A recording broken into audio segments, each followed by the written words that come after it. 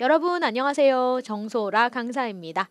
자, 오늘은 신 HSK 5급의 쓰기 일부분 문제 풀어보도록 하겠습니다. 자, 먼저 자료를 다운받으셔서 문제를 풀어보시고 저와 해설 강의 함께 하시면 좋겠네요. 자, 우리 첫 번째 문제입니다. 자, 이렇게 단어들 배열되어 있습니다. 자, 어법, 어순에 맞게 배열을 해서 우리 하나의 완전한 문장을 만들어줘야겠죠. 일단 우리 동사 수러 찾아보겠습니다. 제가 동사라고 말을 해버렸어요. 우리 저기 러가 있죠? 리우 추알러. 리우 추알러 하게 되면은 전해 내려오다 라는 뜻입니다. 전해져 오다, 전해 내려오다. 그러면은 뭔가가 전해 내려오다. 보통은 어떤 신화 이야기라든지 뭐 옛날 이야기, 전설 이런 것들이 전해 내려옵니다. 내용상. 그래서 일단 리오 조알러를 동사수로 자리에 놓을 거고요. 자, 그럼 무엇이? 바로 나와버렸어요. 이 고사, 이 이야기, 这个故事. 자, 그렇다면은 这个故事, 이 이야기는 리오 조알러, 전해 내려왔습니다. 라고 해석이 일단 배열도 되었고요. 자, 남아있는 단어들 보겠습니다. 上百年, 百年은 괜찮은데 上百年, 이 샹이 붙으니까 갑자기 어려워요. 이 샹 하게 되면은 어떤 수를 초과하다, 넘다라는 뜻입니다. 그래서 上百年 무슨 뜻이냐면요. 100년을 넘은 거예요. 그래서 100년을 넘는 기간, 우리가 上百年이라고 합니다. 내지는 100년 안팎 뭐 이렇게 표현하는 중국에도 있는데 일단은 정석으로 하시면은 上百가 100을 넘다라는 의미예요. 그래서 100년을 넘는 그런 기간. 이징 하게 되면 여러분 잘 아시는 부사 이미 벌써라는 의미가 되겠죠. 자, 그러면 부사니까 아까 리오 조알러 앞에 동사수로 앞에 놓을 겁니다. 这个故事已经流传了 얼마 동안 우리 시량보어 上百年 뒤에 붙여줍니다. 자, 그럼 이렇게 배열을 했나요? 이 고사, 이 이야기는 주어 나왔고요. 已经流传了 이미 전해져 왔습니다. 얼마 동안 上百年 시량보어 뒤에 붙여줍니다. 자, 여기서 이 上百년의 샹의 용법 한번 기억을 해주시면 좋겠습니다. 한번 읽고 우리 92번 넘어갈까요? 这个故事已经流传了上百年. 자, 92번입니다. 자, 지금 여러 개 배열되어 있는 단어들 중에서 자, 동사나 형용사를 수러로 놔야 되니까 찾아보세요. 지금 보니까 表演, 공연하다, 연기하다라는 의미의 동사로도 쓸 수 있고 명사로 공연, 연기라고도 해석이 됩니다. 그렇기 때문에 우리는 일단은요, 이 很精彩라고 하는 이 형용사를 가지고 수러 자리에 놔볼게요. 精彩하게 되면 형용사로 어떤 공연이나 경기나 연설이나 강연 내용 같은 것들이 훌륭하다, 멋지다, 좋다라고 할 때 공연이 很精彩, 강연 내용이 很精彩, 경기 내용이 很精彩라고 해서 수러로 놔주거든요. 지금 마침 앞에 뭐가 나왔느냐? 表演이 나왔어요. 그러면 表演很精彩 이렇게만 해도 아주 완전한 문장이 됩니다. 그러면 남아있는 앞서 나와있는 저 단어들이 어떤 공연인지를 수식해주는 성분이라고 볼 수 있겠습니다. 의미상 맞는지 한번 볼게요. 자, 맨 앞에 나와있는 단어 깡친. 깡친 하게 되면은 피아노죠. 피아노, 우리 악기 피아노를 깡친이라고 하고요. 开幕式上的 이렇게 되어 있어요. 开幕式 하게 되면은 개막식이라고 하는 단어죠. 근데 뒤에 개막식에서의 흰백의 더자 구조조사 나왔어요. 자, 여기에 명사, 수식받는 명사가 오겠죠. 자, 그러면 개막식에서의 어떤 공연, 무슨 공연? 피아노 공연 이렇게 해서 여러분 어때요? 开幕式上的钢琴表演怎么样?很精彩 이렇게 해서 배열을 했을까요? 자, 맞네요. 다시 한번 읽어보겠습니다. 주어가 어디까지? 开幕式上的钢琴表演까지 주어고요. 很精彩 형용사 수러문 정도부사 수식 받는다. 이렇게 정리를 했습니다. 자, 그러면 93번 문제 이어서 보겠습니다. 자, 이 문제는 살짝 난이도가 있습니다. 왜냐하면 단어가 어려워요. 자, 그럼 일단은 어려운 단어를 다 제껴두고 이 러가 있네요. 러가 있다. 그러면은 요 단어가 이 러가 붙어있는 요 문장 덩어리가 수러 자리에 놓이겠다. 그거는 감을 좀 잡아주셨어야 돼요. 자, 지금 보니까요. 损失达到了 이렇게 되어 있죠. 损失 하게 되면은 손실, 어떤 경제적인 손실, 금전적인 손실을 중국어로 损失라고 합니다. 그래서 손실이 达到了 어떠어떠한 정도나 이 뒤에 뭐가 오느냐? 어떠어떠한 정도나 수량에 달했다, 다다랐다라고 해석을 해줍니다. 즉, 이 나다울러 뒤에는 어떤 정도나 수량이 올 거예요. 지금 나와 있는 단어들 중에서 정도와 수량에 해당되는 게 여기 있습니다. 이거 몰라도 여기 지 있잖아요. 지거 있잖아요. 그럼 몇 개라고 한다면 수량에 해당이 되죠. 그러니까 우리 바로 뒤에 붙입니다. 그래서 损失达到了几个亿. 이 하게 되면은 억이죠. 억. 그렇죠? 그래서 원래는 이거를 생략할 수도 있어요. 그런데 경제적인 수치 같은 것들 얘기할 때 강조 느낌 주면서 이 숫자와 이 억이라고 하는 이 단위 사이에 거를 종종 붙입니다. 안 써도 돼요. 지이 해도 되고요. 지거이 해도 됩니다. 자, 그래서 몇 억에 다다랐다, 달했다 이런 말이죠. 다시 한번 보면 손실이 몇 억에 달했대요. 자, 그럼 남아있는 단어들 보니까 저 앞에 导致的 이렇게 되어 있어요. 导致 하게 되면은 불러일으키는 겁니다. 초래하고 야기시키는 것이에요. 그래서 야기시킨 여기 흰백의 덧자가 또 있잖아요. 야기시킨 뒤에 어떤 명사. 지금 명사가 또 두 개 남아있다. 여기 징지, 경제라는 명사 남아있고요. 화재, 화재라고 하는 명사 남아있습니다. 그럼 우리가 의미상 생각을 해봐야 돼요. 경제가 초래한 화재일까요? 아니면 화재라는 재앙이 초래한 경제적 손실일까요? 그렇죠.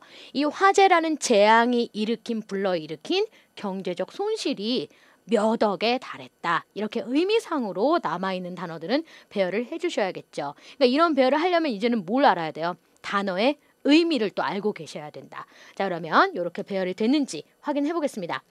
火灾导致的经济损失까지가 주어였어요.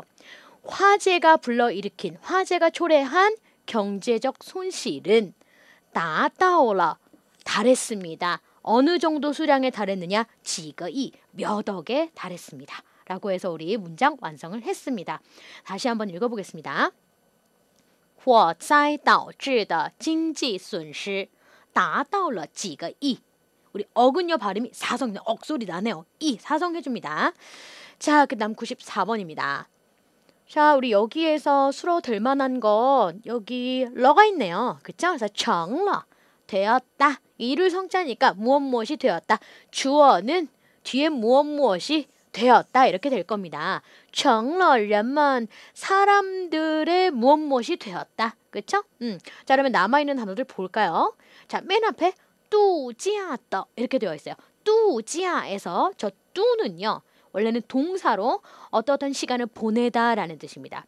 지야는요. 假期, 暑假, 寒假 할 때 假期, 放假 할 때 假예요. 즉 휴가, 방학을 말합니다. 휴가나 방학을 말해요. 그래서 휴가를 보내다, 방학 시간을 보내다라고 할 때 우리 度假라고 해요. 그래서 휴가를 보내는 해서 이 뒤에 또 흰백의 덧자 구조사 나왔으니까 명사가 오겠죠. 휴가를 보내는 好去处냐, 나리냐를 우리가 생각을 해줘야 될 거예요. 好去处는요. 이 취추가 가는 곳이니까 地方이에요. 地方. 好地方과 같은 뜻이에요. 그래서 좋은 곳이다 이렇게요. 그래서 휴가를 보낼 수 있는 어떤 좋은 곳이다. 어디 가요? 주어에다 뭐 써줘요? 나리. 그곳은 지시대명사 가리키면서 그렇죠? 그곳은 成了 되었습니다. 뭐가 되었어요? 사람들이 度假 휴가를 보내는 人们度假的 어떤 곳? 好去处, 好地方, 좋은 곳이 되었습니다. 라고 해서 우리 문장 이렇게 배열이 됐나요? 자, 그러면 다시 한번 읽어보겠습니다. 어떻게요? 那里 그곳은 成了 되었습니다. 人们度假的 사람들이 휴가를 보내는 好地方, 好去处가 되었다. 자, 이렇게 확인해 주시고요. 한 번만 더 읽고 95번 갈게요. 那里成了人们度假的好去处. 好地方과 같은 뜻, 好去处 알아두시고요. 자, 오늘의 마지막 문제 95번이네요. 지금 나와 있는 단어들 중에서 자, 뭘 수로로 쓸까요? 맨 앞에는 材料 하게 되면 저거는 재료? 자료? 명사네요. 일단 놔두시고 자, 期权 하게 되면은 그래요. 또 이 단어를 우리가 또 굉장히 어렵게 다가올 수 있죠. 이 期权 하게 되면은 빠진 것 없이 모두 다 갖추어져 있다란 뜻입니다. 형용사로 빠진 것 없이 갖추다라고 할 때 우리가 지취엔이라고 하고요. 부끄 하게 되면은 얘는 이제 동사입니다. 그래서 부족하다, 모자라다라는 뜻이에요. 요거 자체만으로도 사실은 수로로 쓸 수 있어요. 부끄 이렇게 하면은 모자라요. 그래서 뭐 더 주세요. 이렇게 할 때 부끄 이렇게도 쓸 수 있는데 또 특징이 뭐냐면 이 부끄 뒤에 또 다른 형용사를 가지고 와요. 그래서 이 형용사 하기에 부족하다. 라고 해서 지금 앞서 나왔던 이 지취엔이 뒤에 붙습니다. 부끄 지취엔 하게 되면은 충분히 갖추어져 있지 않다. 뭔가 충분히 뭔가가 빠져 있다, 부족하다라는 의미를 표현할 수 있습니다. 그래서 수로 파트가 부끄 지취엔 이렇게 만들어졌어요. 그럼 남아 있는 것도 볼게요. 니더 하게 되면은 요건 쉽죠? 자, 이 흰백 구조 더 뒤에다가 우리 뭘 붙여요? 니더 저 명사材料. 당신의材料는 어때요?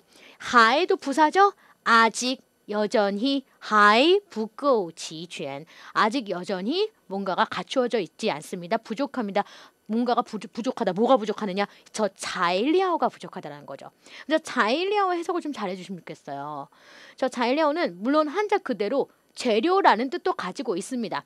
자재, 원자재 재료라는 뜻도 가지고 있지만은 어떤 서류, 수속을 받기 위한 어떤 수속을 하기 위한 준비하는 서류를 우리가 또 자일리아오라고 하거든요. 자료, 서류를 우리가 자일리아오라고 합니다. 그래서 당신의 서류는 아직 부끄 지취엔 충분하게 갖추어져 있지 않습니다. 라고 해석을 해줍니다. 자, 이렇게 해서 우리 문제 풀어봤고요. 한 번만 더 읽고 우리 오늘 필수 암기 문장 보겠습니다. 你的材料还不够齐全. 연습해 주시고요. 자, 우리 필수 암기 문장 61번부터 보도록 하겠습니다. 자, 우리 61번 문장에서 필수 5급 단어에 해당되는 건 바로 이 펀페이라고 하는 동사입니다. 그래서 분배하다, 할당하다라는 뜻이죠. 이 뒤에 이렇게 게이라고 하는 보어가 붙어서 분배해 주다, 할당해 주다라는 의미로 보충 설명할 수 있습니다. 자, 그래서 무엇을요? 그는 바 시우, 시우 하게 되면 음식이에요. 그는 음식을 모든 매 한 명 한 명의 병사들에게 분배해 주었다, 나누어 주었다 라고 쓰실 수 있겠죠. 자, 62번입니다. 他的勇气让我佩服 이렇게 되어 있어요. 여기서의 5급 필수단은 뭐냐? 왜 이 문장 만들었느냐? 페이프라고 하는 동사 때문이에요. 이 페이프는요, 감탄하다, 탐복하다라는 뜻입니다. 자, 그래서 지금 마침 또 뭐가 나왔냐면 랑이라고 하는 사역동사 나와서 겸어문 형태 만들어줬어요. 앞에 있는 이 추상적인 주어가 랑 뒤에 있는 사람을 뭐뭐하게 만들다로 해석을 해줍니다. 자, 무엇이요? 그의 용치, 용기가 나를 뭐하게 만들었다? 페이프하게 만들었다. 페이프 감탄하게 만들었다. 그의 용기에 탐복하게 만들었다. 라고 합니다. 이 페이프라는 단어 중국인들 정말 많이 쓰는데 예전에 제가 무협 드라마 이런 거 볼 때 많이 들었던 것 같아요.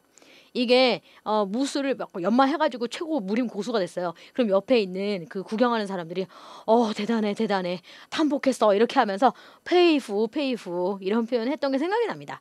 어찌됐든 우리 5급 필수 단어입니다. 반드시 알아두시고요. 자, 63번입니다. 자, 63번에서의 5급 필수 단어는 유딩이죠.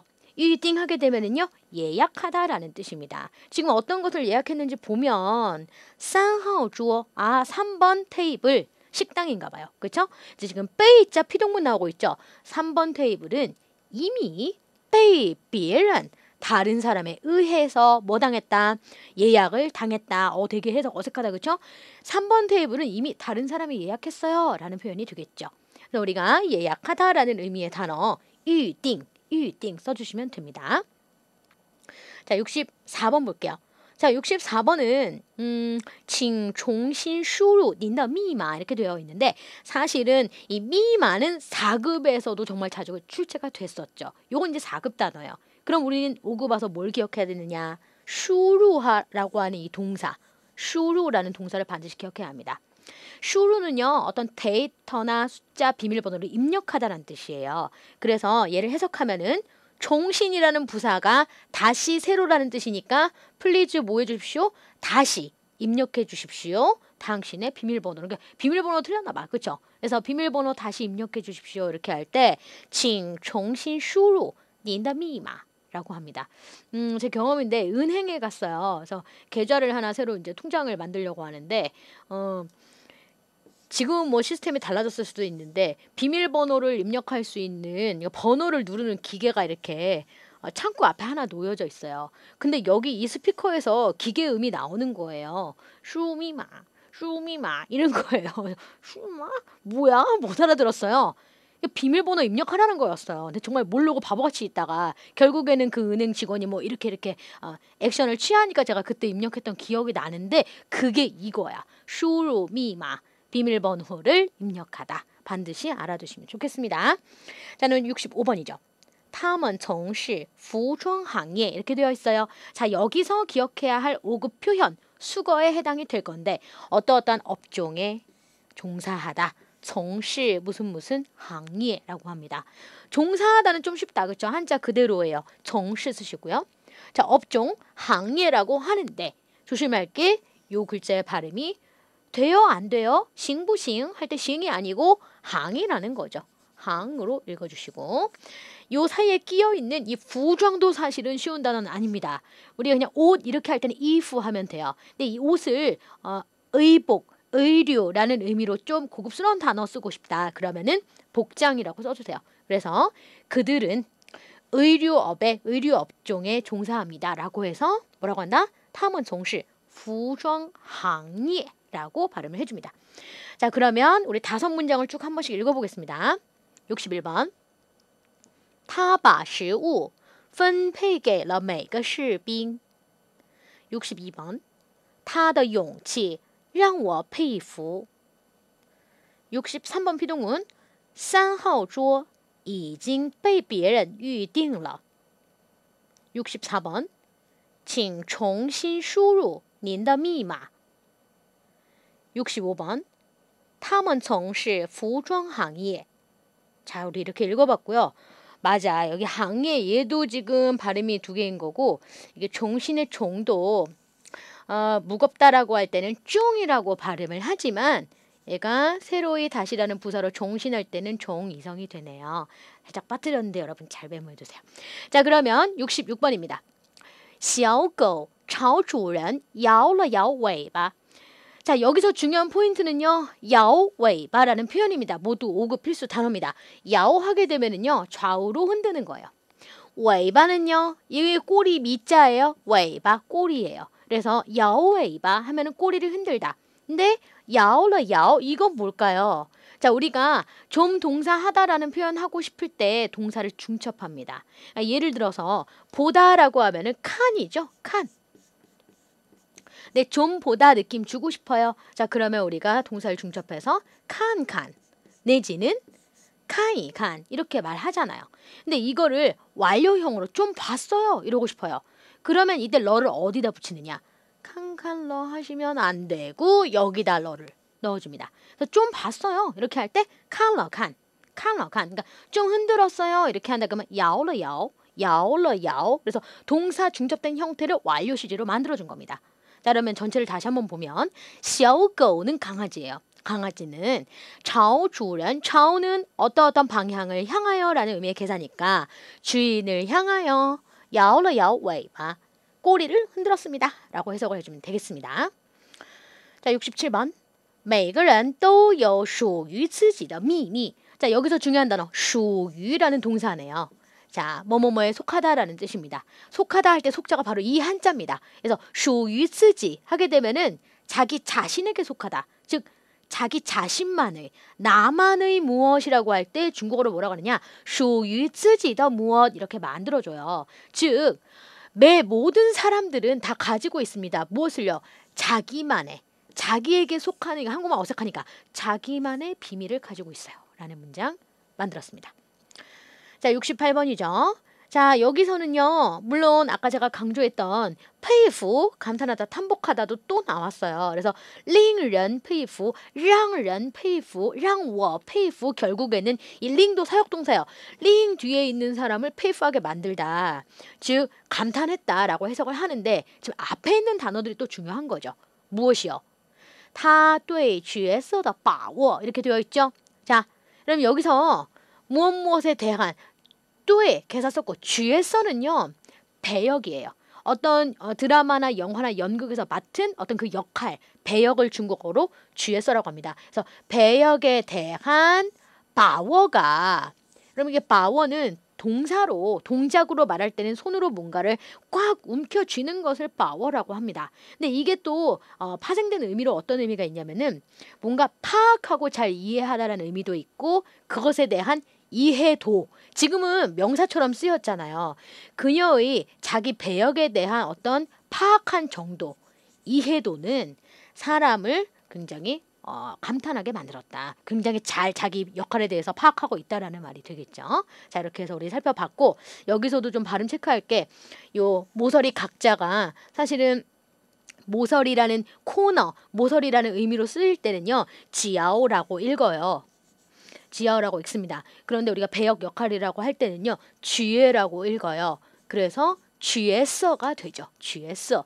중국 사람들도 국어 공부 열심히 안 한 사람들 막 지아오서 하는 사람이 있습니다. 하지만 우리 정확한 발음 뭐다? 쥐에서다. 알아두시고요. 자, 69번이에요. 请您去柜台登记一下 이렇게 되어 있네요. 자, 어디로 가요? 去柜台로 가서. 柜台는 데스크 카운터를 말합니다. 그래서 카운터로 가서 덩지를 좀 해주세요. 이시야가 붙은 거 보니까 얘는 동사네요. 그죠? 덩지하게 되면은 우리 체크인 하는 것을 덩지라고 합니다. 내지는 어떤 등기하고 등록하고 어떤 표에 뭔가 기재하는 것을 덩지라고 해요. 그래서 여기 앞에 또 이렇게 프론트 데스크라는 단어 나왔으니까 요거는 아마 체크인일 것이다 유추해 볼 수 있습니다. 그래서 카운터로 가서 체크인을 좀 하십시오 라는 표현이었고요. 자, 마지막 70번은 他被那所名牌大学录取了 이렇게 되어 있는데 마지막에 또 아주 중요한 동사 나왔네요. 录取라고 하는 동사는요. 원래는 주어가 되는 게 회사나 기업이에요. 회사, 기업 내지는 학교예요. 그래서 이 회사, 기업, 학교가 목적어에 나오는 이 사람, 직원, 학생을 뽑다, 채용하다, 고용하다, 합격시키다라는 뜻입니다. 그런데 이 회사라든지 기업에 응시한 우리 입장에서는 빼이 피동문으로 합격을 당한 거거든요. 그래서 그는 이 사람이 응시자예요. 그렇죠? 그는 그 대학에 의해서 이건 뭔지 모르겠어. 넘어가. 그 대학에 의해서 합격당했다. 즉 뽑혔다. 합격됐다라고 해석을 해줍니다. 자, 그러면 이 빼이 뒤에 있는 목적어도 해석을 할게요. 그 대학이죠. 이 수어는 뭔가요? 대학에 대한 양사입니다. 우리 학교에 대한 양사를 수어를 써줍니다. 영리를 목적으로 우리가 돈을 버는 어떤 그런 기관이에요. 단체예요. 상점이에요. 그럼 우리가 찌야라는 양사를 쓰는데요. 학교는 그게 아니거든요. 그래서 우리 수어 양사 써주시고 밍파이 다쉐 바이 얼화에서 밍파이 다쉐 하게 되면은요. 명문대요. 명문대. 그래서 그는 그 명문대에 의해서 합격당했다? 즉 명문대에 합격했다라는 표현이 되겠죠. 그래서 나중에는요. 이 빼 뒤에 있는 목적어 부분도 요거 다 생략하고 걔 합격당했어. 걔 뽑혔어. 어떻게 하냐면 他被录取了. 他被录取了. 이렇게도 정말 많이 쓰이니까요. 요 뒷부분 빼 뒤에 요거 개사 목적어 부분 생략한 채로도 암기를 해두시면 좋겠습니다. 자, 한 문장씩 읽어보고 마무리를 할게요. 66번이죠. 小狗朝主人摇了摇尾巴. 67번 每个人都有属于自己的秘密. 68번 他对角色的把握令人佩服. 69번 请您去柜台登记一下.